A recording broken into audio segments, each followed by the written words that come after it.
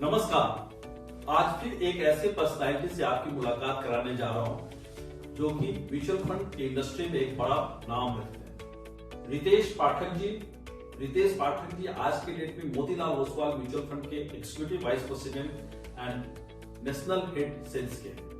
ये पूरे भारतवर्ष में घूमते रहते हैं और अलग अलग जगहों पे देखते हैं कि किस तरह से क्या काम हो रहा है। तो आज इनसे सुनते हैं कि अलग अलग जगहों पे भी क्या काम होता है और मोतीलाल ओसवाल किस तरह से ऑपरेट करती है आज के डेट में म्यूचुअल फंड इंडस्ट्री में। So thank you Ritesh ji, thank you for coming. Thank you so much. Ranchi and ready for this podcast. Thank you so much. Happy to be here.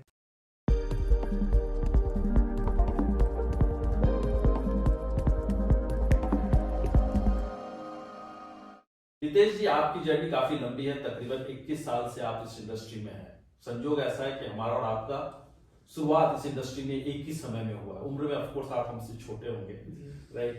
तो कैसी रही जर्नी आज तक की, कैसा लग रहा है आपको? जर्नी बहुत अच्छी रही है। ऐसे मैं बोल नहीं सकता हूँ, हमसे ज़्यादा यंग लग रहे हैं, तो हम लोग बराबर ही हुए। जब मैंने इंडस्ट्री ज्वाइन किया था, हम बहुत म्यूचुअल फंड इंडस्ट्री बहुत छोटी हुआ करती थी उस जमाने में, और लोग बोला करते सनराइज इंडस्ट्री है, आगे जाकर बहुत बड़ी बनेगी, बहुत अच्छा करेगी। अब हमारे इंडस्ट्री का साइज हो गया 80 लाख करोड़। Very true. लेकिन अभी भी हमारी इंडस्ट्री सनराइज है। तो ऐसी इंडस्ट्री में मैं काम कर रहा हूँ जो 20 साल पहले भी सनराइज थी, आज भी सनराइज है। तो ये सच इंडस्ट्री आपको मिल नहीं सकती है शायद।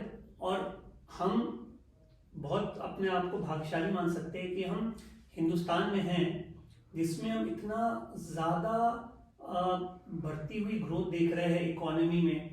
और शायद 20-25 साल पहले पैदा होते या बाद में पैदा होते तो शायद गलती हो जाती। तो सही समय पे, सही देश में, सही इंडस्ट्री में है। बहुत सही कहा रितेश जी कि ईश्वर की कृपा है कि हम लोग सही समय में भारतवर्ष में जन्म लिया है, और ये भी बहुत सही बात है कि हम इस इंडस्ट्री में जी। रितेश जी, आपने तो कई सारे म्यूचुअल फंड इंडस्ट्री कंपनीज में काम किया है, जैसे आईसीआईसीआई से आपने शुरुआत किया था, फिर एक्सिस में, और आज मोतीलाल ओसवाल। हम लोग को मोतीलाल ओसवाल म्यूचुअल फंड को जब हम लोग देखते हैं तो हम लोग के मन में कुछ प्रश्न रहते हैं। जी। ऑफ कोर्स अब बहुत नई कंपनी नहीं है, मोतीलाल ओसवाल एक बड़ी ब्रांड है, राइट? पीएमएस की दुनिया में तो काफी सालों से काम कर रही है। तो मैं ये समझना चाहता हूँ कि आप लोग के स्टाइल क्या है, क्योंकि हम लोग जब गौर करते हैं कि आप लोग इन बिटवीन कभी नहीं रहते, या तो टॉप पे रहते हैं या नीचे रहते हैं, इसकी वजह क्या है? देखिए, पहली चीज जरूरी समझना हम करते क्या है। तो पहले तो करीब 13 साल से म्यूचुअल फंड में हम लोग हैं। 1,65,70,000 करोड़ का टोटल एम है, अगर म्यूचुअल फंड ऑल्टरनेट पूरा अगर गिन लीजिए तो, राइट। और पीएमएस हमने शुरुआत की 2003 में, तो रफली 22 साल वहां पे हो गए। करेक्ट। अगर आप देखेंगे जैसे क्रिकेट होता है, क्रिकेट अगर आप देखते हैं तो क्रिकेट में बोलते हैं कि अगर किसी का स्ट्राइक रेट 75 टेस्ट मैच में 75 के ऊपर है तो अच्छा प्लेयर है, राइट। या एवरेज स्कोर करने का एवरेज। तो आप देखिए Motilal Oswal as an AMC पिछले 13 साल में हमने हमारे करीब 3-3.5 साल ऐसे रहे जहाँ पे हमें बहुत अच्छा प्रदर्शन नहीं रहा, लेकिन करीब आप मान चलिए 9 से 10 साल में प्रदर्शन हमारा बढ़िया है। तो अगर क्रिकेट की भाषा में बोलूं तो हमने अच्छा किया है। अब होता यह है कि हर एएमसी का स्टाइल थोड़ा अलग होता है, राइट। अब हम लोग फॉलो क्या करते हैं, थोड़ा उस पर मैं आपको थोड़ा सा देख देता हूँ उसमें। तो हमारा स्टाइल है QGLP, जो हमारे जो चेयरमैन सर रामदेव अग्रवाल जी, वो वॉरेन बफे को उन्होंने शुरू में बहुत फॉलो किया था। तो हमारा जो स्टाइल पिकिंग है वो क्वालिटी और ग्रोथ का है, करेक्ट। तो पहले हम क्या देख रहे हैं, ऐसी कंपनी जो कि क्वालिटी अच्छी हो। क्वालिटी मतलब है जो मैनेजमेंट हो बढ़िया हो, और साथ ही साथ जो बिजनेस में है वो बिजनेस आगे जाके अपना प्रॉफिट ज्यादा बढ़ा सकता हो, तो ग्रोथ वहां पे आ जाता है, राइट। अब होता ये है कि हमारे इंडस्ट्री में 2 स्टाइल ज्यादा चलते हैं, वैल्यू और ग्रोथ। तो कुछ साल ऐसे होते हैं जहाँ पे ग्रोथ स्टाइल नहीं चलता है। हो सकता है कि उस साल मार्केट में बहुत ज्यादा कॉशियस है लोग कम प्राइस वाली कंपनी को ज्यादा खरीदना चाहते हैं जहाँ पे फेयर वैल्यू में नीचे है, right. और लेकिन लंबे समय आप देखिएगा तो ग्रोथ एज ए स्टाइल ने अच्छा प्रदर्शन किया है लंबे समय में, करेक्ट। तो हमारा स्टाइल है कि हम वो कंपनी इन्वेस्ट करके प्रॉफिट आगे बढ़े। और हम ऐसा क्यों करते हैं, क्योंकि कहावत है मार्केट में, prices are slaves of earnings, कि जहां कंपनी का प्रॉफिट बढ़ता है वैसे ही उसका प्राइस बढ़ता है। तो जो एक स्टॉक के लिए सही है, जो एक इंडेक्स के लिए सही है, वो एक पोर्टफोलियो के लिए सही है।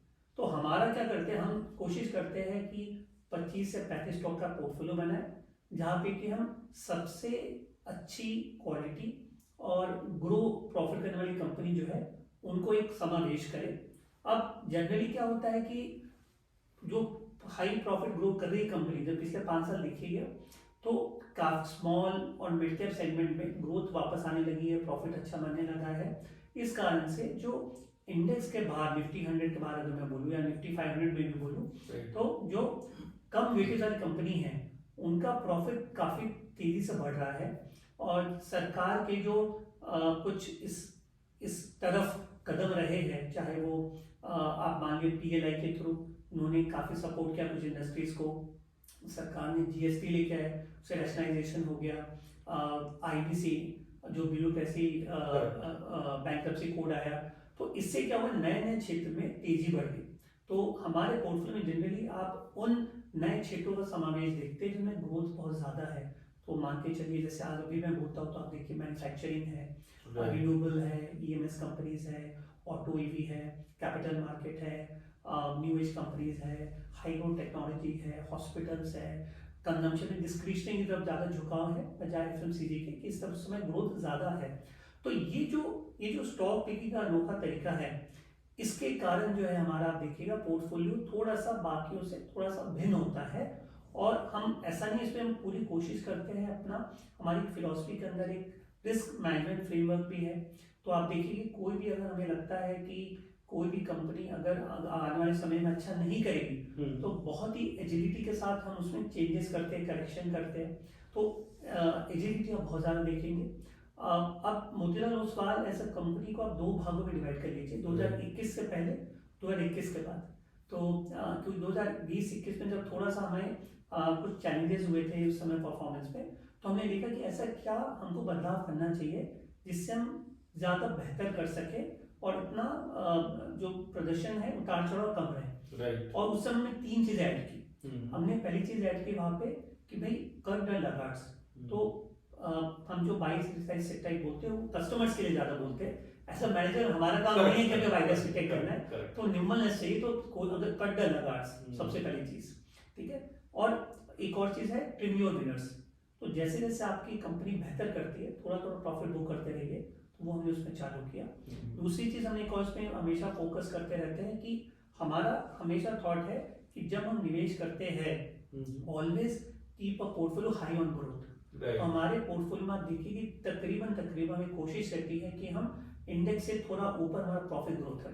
करेक्ट। इस कारण हम थोड़ी बाकियों से थोड़ी से अलग है in terms of portfolio construction, और क्लाइंट को थोड़ा भिन्न एक अलग प्रकार का पोर्टफोलियो देने की चेष्टा करते हैं।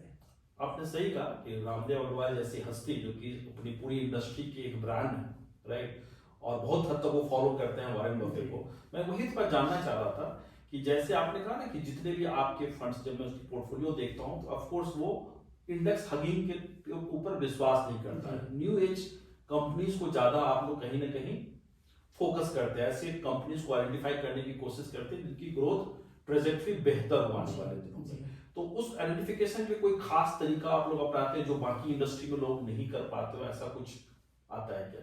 नहीं, तरीका नहीं अलग बोलूंगा, मैं आपसे बोल सकता हूँ कि हमारे काफी बड़ी सर्च टीम है जी। चूंकि फोकस है हमारा एज अ कंपनी कि हम हाई ग्रोथ कंपनी को ढूंढे, तो आज जो पुराने क्षेत्र है हमारे इंडेक्स के, उनमें थोड़ी सी जो ग्रोथ है स्लो हो गई है। तो मैनेजर या एनालिस्ट का काम होता है कि वो अपने रिसर्च के द्वारा आइडेंटिफाई थोड़ा पहले कर सके मार्केट से। और जैसा आप जानते हैं मोतीलाल ओसवाल जो है, हम लोग बोलते हैं कि you know as an think equity think Motilal Oswal. तो हमारे ऊपर से नीचे बिल्डिंग में इक्विटी ही चलता है, तो वो हमारा स्ट्रेंथ पॉइंट है, वो हमारा आप बोल सकते हैं जहाँ पे हमें लगता है हमें थोड़ा सा एज है हमारा रिसर्च में। और उस रिसर्च के एज को यूज करते हुए, चूंकि फोकस सिर्फ इक्विटी में ही है, तो पूरी कंपनी का ध्यान होता है, इन्वेस्टमेंट का ध्यान होता है कि किस तरह उन गिने चुने कुछ चुनिंदा ऐसे कंपनियों को हम पहचान सके, उन्हें पोर्टफोलियो पहले ले सके जिनका ग्रोथ बाकियों से ज्यादा हो। और अगर वो करने में सफल रहते हैं तो हमें, अगर आप पिछले 3 साल में देखेंगे पोर्टफोलियो में, तो काफी क्षेत्रों में ऐसे कुछ करने में निवेश किया जो कि हमने आप बोल सकते हैं थोड़ा पहले हमने निवेश किया, जिससे हमको फायदा मिला और हमको पोर्टफोलियो गेन भी मिले। दूसरा मैं आपको एक और चीज बोलूंगा कि as a Motilal Oswal AMC हमारी कोशिश है कि हमारा पोर्टफोलियो जैसा आपने बोला बेंचमार्क को हग नहीं करे। हमारे पोर्टफोलियो के एक्टिव रेशियो जनरली आप देखेंगे तो 80 से 90% होता है, मतलब हमारा ओवरलैपिंग 80 से 90% मिक्स नहीं है। राइट, काफी बड़ा, काफी अलग है, राइट। तो बहुत बार लोगों को लगता है कि ये एग्रेसिव है, बट ना एग्रेसिव नहीं, बिकॉज आज की डेट में अगर आप देख रहे हैं कि जो 2010-2020 के बीच में काफी नए क्षेत्र आए, और वो क्षेत्र क्यों आए? क्योंकि हमने देखा कि वैल्यू माइग्रेशन चला, तो प्राइवेट बैंक्स बहुत बड़े बन गए, पीएसयू बैंक से उन्होंने मार्केट से छीन लिया। हमने देखा इस बीच में कि IT companies, IT services company बहुत बड़ी बन गई इस बीच में, लेकिन आज से 25 साल पहले वो इंडेक्स में छोटे होते थे, करेक्ट, राइट। तो उसी तरह आज आप और मैं कैपिटल मार्केट का भाग है, हमें पता है कि mutual fund industry 80 lakh crore की अगले 5 साल में शायद दुगनी हो सकती है। डीमैट 20 करोड़ है, आने वाले समय में ये बढ़ने वाले हैं। तो पूरा कैपिटल मार्केट ऐसा क्षेत्र बहुत बड़ा बनने वाला है, करेक्ट। हमने देखा 25-15 साल में कि नैस्डैक का परफॉर्मेंस डाउ जोन्स एस&पी से बेहतर रहा है। ट्रू, वो एक टेक्नोलॉजी का इंडेक्स है। हिंदुस्तान में भी 5 साल पहले आपके पास डिजिटल स्टॉक्स नहीं होते थे, आज आप देखिए न्यू एज कंपनी आपके पास कितनी सारी आ गई है, हर 20 साल में शायद कुछ 6-7 में लिस्ट होगी, राइट। तो ये जो नया डिजिटल क्षेत्र है जो कि हम बहुत ज्यादा यूज करते हैं, बट हमारे पोर्टफोलियो में भी उतना नहीं है समावेश अभी इनका। हम हिंदुस्तान का पर कैपिटा $250 होता था, हो गया है अभी, करेक्ट, और आज से 10 साल पहले करीब $600 होता था, ऑलमोस्ट 4 से 5 गुना जी। और आप देखिए कि पिछले 25-30 सालों में चाइना और अमेरिका को जब वहां पर भी जब उन्होंने $250 से $5000 में 5-6 साल में अचीव किया, बहुत जोर से कंजम्पशन को बूस्ट आया। तो जो हमारा डिस्क्रिशनरी कंजम्पशन है, चाहे मान लीजिए आदमी होटल जाके रह रहा है, घूम रहा है, कार खरीद रहा है, टीवी खरीद रहा है, फैमिली को बाहर ले जा रहा है, तो ये जो कंजम्पशन वाले जो क्षेत्र है, अभी हिंदुस्तान में भी पर कैपिटा बढ़ रही है, तो ये भी ग्रो कर रहे हैं। अनुमानित है कि 2047 तक ये हमारा पर कैपिटा करीब $20,000 तक पहुंच सकता है, मतलब 2008 से 20,000 तकरीबन 6 से 7 गुना बढ़ोतरी होगी। अब ये सब जो होने वाला है, इसके बाद इकोनॉमी में आपको बहुत सारी अपॉर्चुनिटीज आ रही है, और ये अपॉर्चुनिटीज अभी हमको लग रहा है काफी कुछ इस समय थोड़ा इंडेक्स के बाहर है, और ये अगर हम चाहते हैं कि इसको पूर्ण तरह से इसको हम पहचान के इसको अच्छा पोर्टफोलियो में समावेश कर पाए, तो इसलिए हमको थोड़ा सा इंडेक्स से दूर होना पड़ता है। चलो, बहुत सही कहा। और आज कितनी बड़ी रिसर्च टीम अपनी है, फंड मैनेजमेंट रिसर्च टीम, तो करीब 21 लोग हैं, सबको मिलाएंगे तो 21 लोग fund manager and research team मिला के, और हम लोग 1,75,000 करोड़ है, और हमें लगता है कि जैसा साइज बढ़ रहा है, हम और भी देख रहे हैं कि जहाँ जरूरत है वहाँ पे टीम में एडिशन करें, इन्वेस्टमेंट टीम में। और पिछले दिनों में हम लोगों ने देखा है कि आप लोगों ने कई सारे थीम बेस्ड फंड्स या सेक्टर बेस्ड फंड्स भी लाए। अभी रिसेंट में आप लोग फिर से फाइनेंशियल सर्विसेज एक फंड लेके आने वाले हैं, करेक्ट? तो क्या अलग होगा, क्या? तो हमारा फंड हाउस में एक चीज मैंने शायद मुझे इसमें चर्चा करनी थी, तो एज अ फंड हाउस हमने एक और हमारा एक तरीका है कि हम लोग हमारे पोर्टफोलियो में हाउस थीम चलाते हैं, राइट। हाउस थीम का मतलब होता है, हमको लगता है कि आने वाले समय में कौन सी ऐसी थीम है जो बेहतर करेगी इंडेक्स से। तो इस समय जो भी मैंने आपसे चर्चा की, कैपिटल मार्केट, न्यू एज, मैंने डिस्क्रिशनरी, मैन्युफैक्चरिंग चर्चा की, ये हमारे हाउस थीम्स है, हमारे बेसिकली एमसी की। और एज एन एमसी 65% पोर्टफोलियो को मैनेजर को पोर्टफोलियो इन्हीं थीम से रखना पड़ता है, और ये डायनेमिक है। कल लगता है कोई थीम बेहतर है, टेलीकॉम पहले तक टेलीकॉम आ गया हमारी थीम में, तो ये डायनेमिक है। अब जो थीम हमें लगता है कि हमारे डाइवर्सिफाइड फंड के लिए अच्छी है, हमको लगता है अगर हमें थीम पे विश्वास है तो क्यों नहीं हम इसका थीमेटिक फंड भी लॉन्च करें। तो पिछले 1.5 सालों में पहले हम डिजिटल फंड लेके आए, और हमने कोशिश की कि इंडिया को, हमारे देश को एक ऐसा फंड मिले जो कि प्योरली डिजिटल इकोसिस्टम को टारगेट करके इन्वेस्ट करे।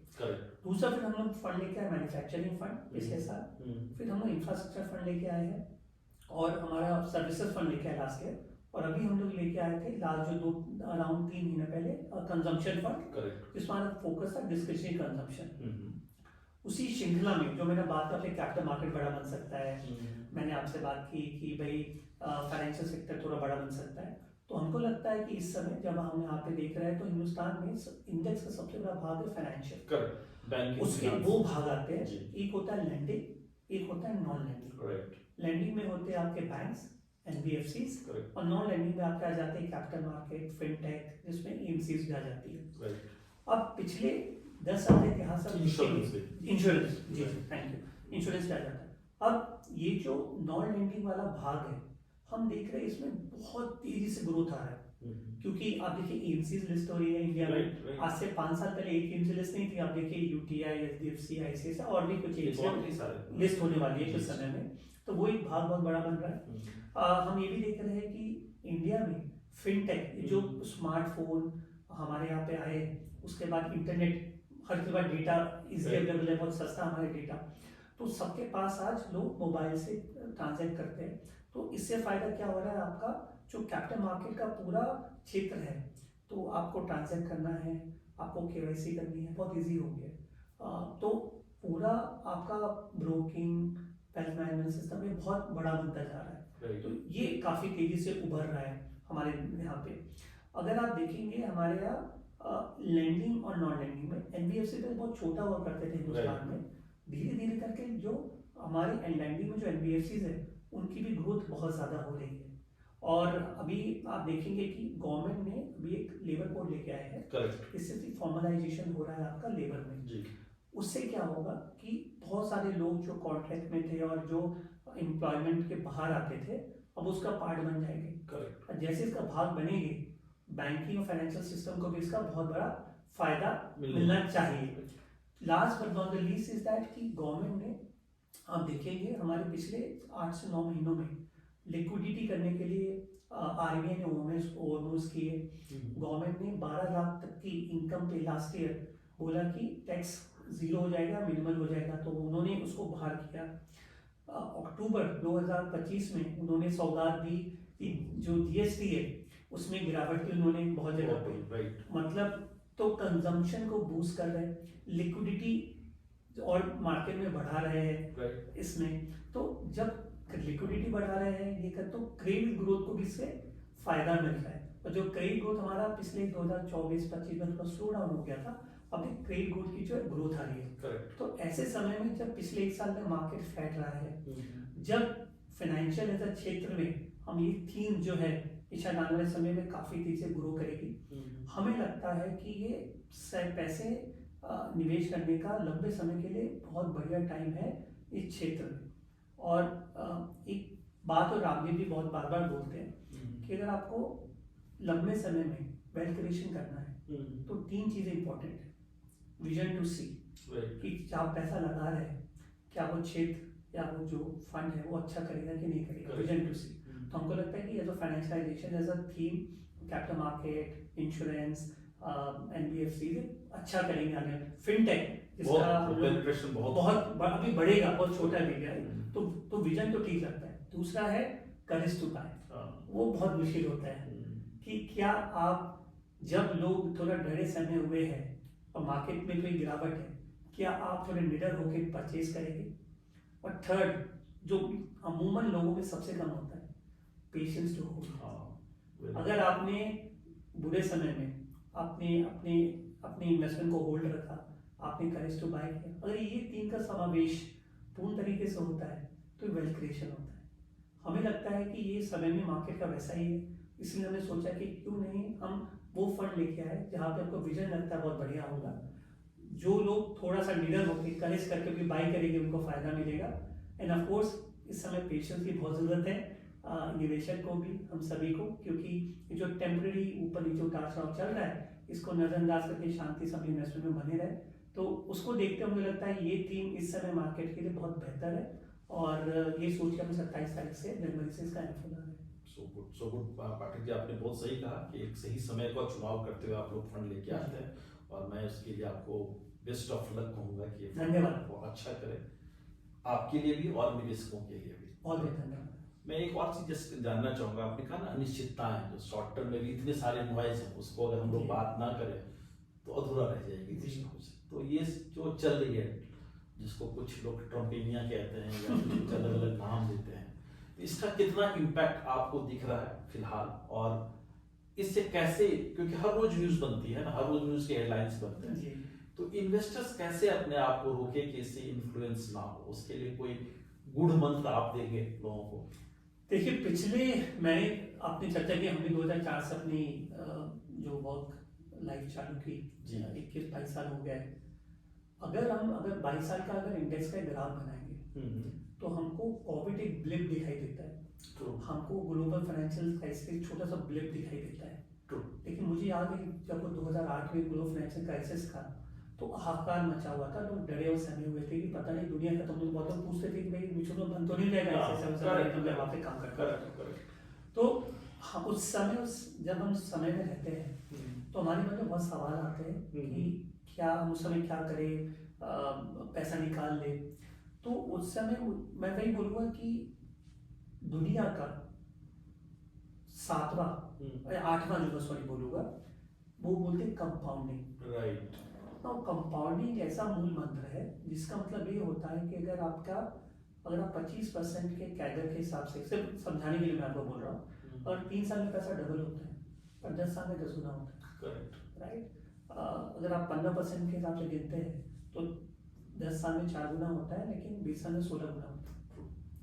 लेकिन अगर आप इस बीच में जब भी मार्केट में अनिश्चितताएं आएंगी, चाहे आप किसी जियोपॉलिटिकल के नाम पे बोल लीजिए, आप जैसे इजराइल और पैलेस्टीन के बीच में कुछ वॉर का सिनेरियो बना, हमने देखा यूक्रेन और रशिया का बना।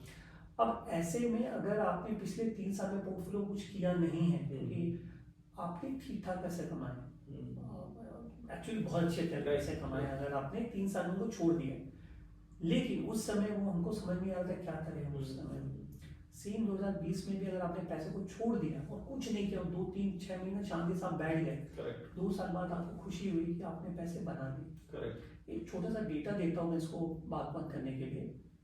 अगर पिछले 1990 से अब तक का अगर आप निफ्टी का इतिहास देखते हैं तो आपको दिखाई देता है कि इस पूरे 32 सालों में अगर आपने अपने निवेश को सिर्फ रखा होता तो आपका मोटा 15% CAGR बनता है और आपका करीब, लेकिन उसमें जो 30 सबसे बेहतर दिन थे अगर आपने उनमें पार्टिसिपेट नहीं किया, बाजार के बाहर बैठे तो आपका जो CAGR था वो सिंगल डिजिट में आ जाता। राइट।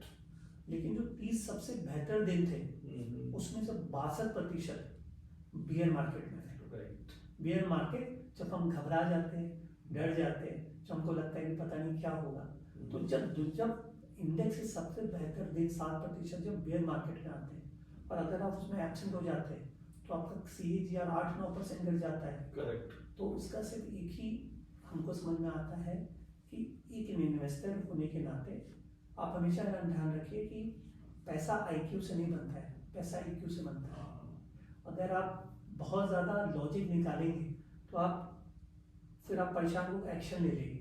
अगर आप EQ इमोशन क्वेश्चन से सोचेंगे तो आप इसको आप समझेंगे ये मार्केट का एक फेज है, उसको आप दरकिनार कीजिए। हिंदुस्तान की इकोनॉमी 4 ट्रिलियन की है, 2047 में हम ऐसा देख रहे हैं 26 से 30 ट्रिलियन की हो जाएगी। करेक्ट। हमारा जो पर कैपिटा है वो $28,000 हो जाएगा। आप हमारा देख रहे हैं हिंदुस्तान तीसरी बड़ी इकोनॉमी दुनिया की बन जाएगी। राइट। हम तो अगला 20 साल हमारा देश 22 साल बहुत ग्रो करने वाला है। ये जो 6 महीना 3 महीना एक ब्लिप है और मुझे लगता है इस समय आपको पूरी तरह निश्चिंत होकर आपको ये बुरी खबरों से दूर रहना चाहिए, आप पॉजिटिव चीज़ों में कॉन्सेंट्रेट करना चाहिए और मार्केट की वॉलिटिलिटी है उतार चढ़ाव आपस में खुद ही मैनेज कर लेती है। आने वाले 3 साल आप देखेंगे कि इंडेक्स एक बेहतर जगह पे होगा जो आज है यहाँ पे। और गलती मत कीजिए इस समय में बहुत ज़्यादा ये मत सोचिए कि मैं पैसा निकाल लूँ बाहर चला जाऊँ, टाइमिंग तो इम्पॉसिबल है करने के लिए। परफेक्ट रितेश जी, आपसे बात करके तो बहुत अच्छा लग रहा है हमको। और कुछ चीजें जो लगता है कि आप आज के डेट में कुछ ऐड करना चाहेंगे अपनी जर्नी को लेके या Motilal Oswal as a fund house को लेके? मैं सिर्फ एक ही चीज़ बोलूँगा यहाँ पे, देखिए हमारी कोशिश है कि एक high growth high quality portfolio दें। कोई भी स्टाइल हर साल नहीं चलता है। क्लाइंट को अपना पोर्टफोलियो एसेट एलोकेशन आप अपने एडवाइजर से बात करके बनाना चाहिए। आपके पोर्टफोलियो में वैल्यू स्टाइल होना चाहिए, आपके पोर्टफोलियो में ग्रोथ स्टाइल भी होना चाहिए, आपके पोर्टफोलियो में एसेट एलोकेशन में गोल्ड भी होना चाहिए आपके पोर्टफोलियो में इंटरनेशनल, तो आप एक अच्छा एक ऐसा Diversified क्लाइंट को मेंटेन करना चाहिए।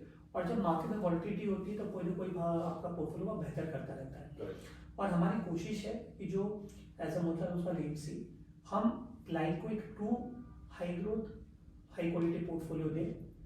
पिछला साल जो गया है और वो ग्रोथ साइकिल तो उतना अच्छा नहीं था, बट हमारे पोर्टफोलियो के अर्निंग्स और ग्रोथ अच्छे चल रहे हैं, डिलीवर्ड अर्निंग्स अच्छे आ रहे हैं। और हमको लगता है कि जो भी क्लाइंट, जो भी निवेशक ने हमारे साथ फेथ रखा है और पिछले 3 साल से जुड़े, उनको एक अच्छा एक्सपीरियंस हुआ है।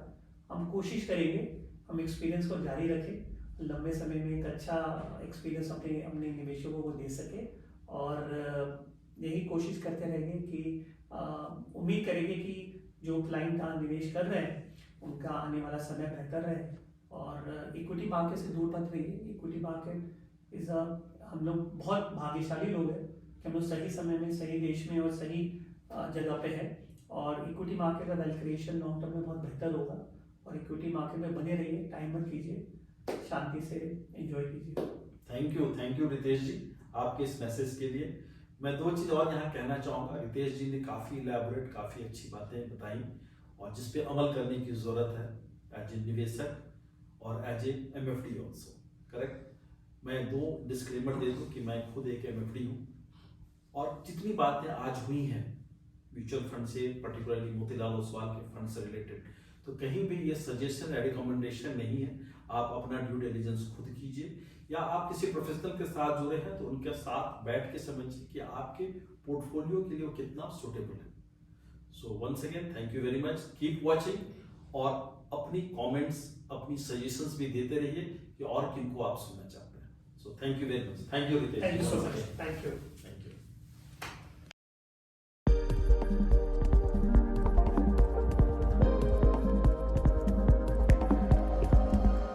Mutual fund investments are subject to market risks. Please read the offer document carefully before investing.